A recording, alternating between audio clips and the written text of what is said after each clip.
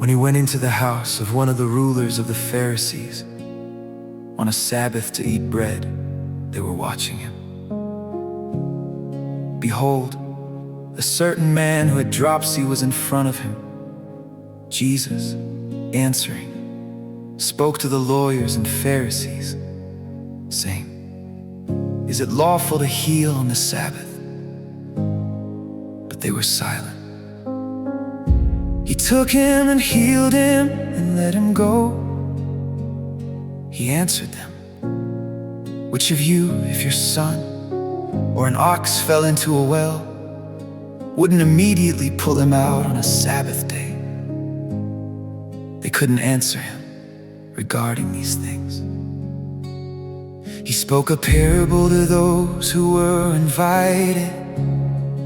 When he noticed how they chose the best seats, and said to them, "When you are invited by anyone to a wedding feast, don't sit in the best seat, since perhaps someone more honorable than you might be invited by him.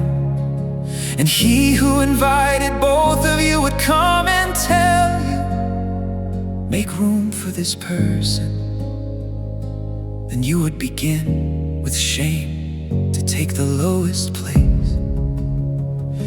But when you are invited, go and sit in the lowest place, so that when he who invited you comes, he may tell you, 'Friend, move up higher.' Then you will be honored in the presence of all who sit at the table with you.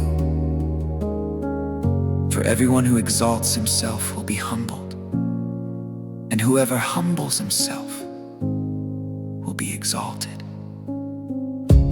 He also said to the one who had invited him, "When you make a dinner or a supper, don't call your friends, nor your brothers, nor your kinsmen, nor rich neighbors, or perhaps they might also return the favor and pay you back.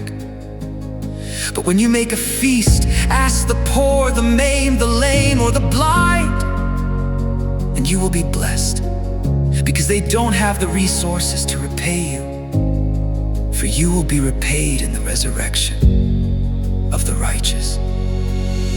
When one of those who sat at the table with him heard these things, he said to him, "Blessed is he who will feast in God's kingdom." But he said to him, "A certain man made a great supper, and he invited many people. He sent out his servant at supper time to tell those who were invited, 'Come, for everything is ready now.' They all as one began to make excuses. The first said to him, 'I have bought a field, and I must go and see it. Please have me excused.'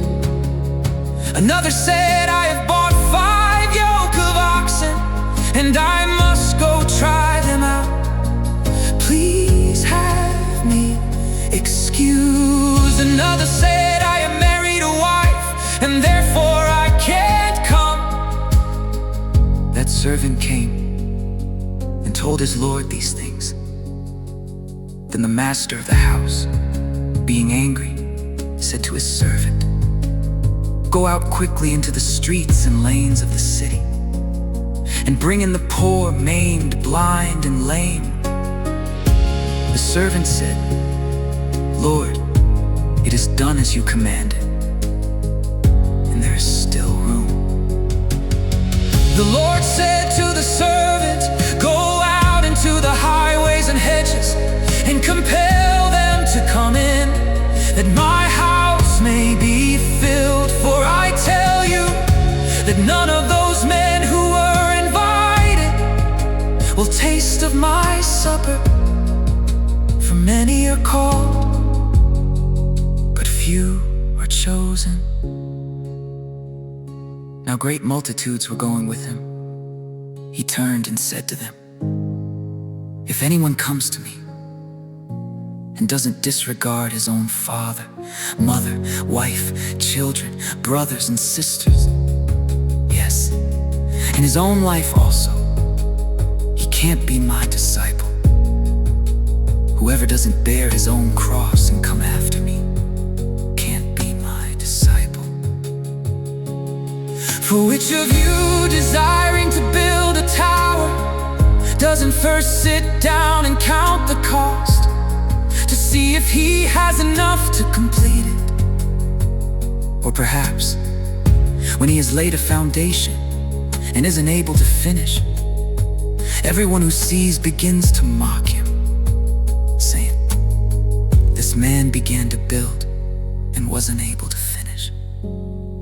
Or what king, as he goes to encounter another king in war, will not sit down first and consider whether he is able with 10,000 to meet him who comes against him with 20,000? Or else, while the other is yet a great way off, he sends an envoy and asks for conditions of peace. So therefore, whoever of you who doesn't renounce all that he has, he can't be my disciple. Salt is good, but if the salt becomes flat and tasteless, with what do you season it? It is fit neither for the soil nor for the manure pile. It is thrown out. He who has ears to hear,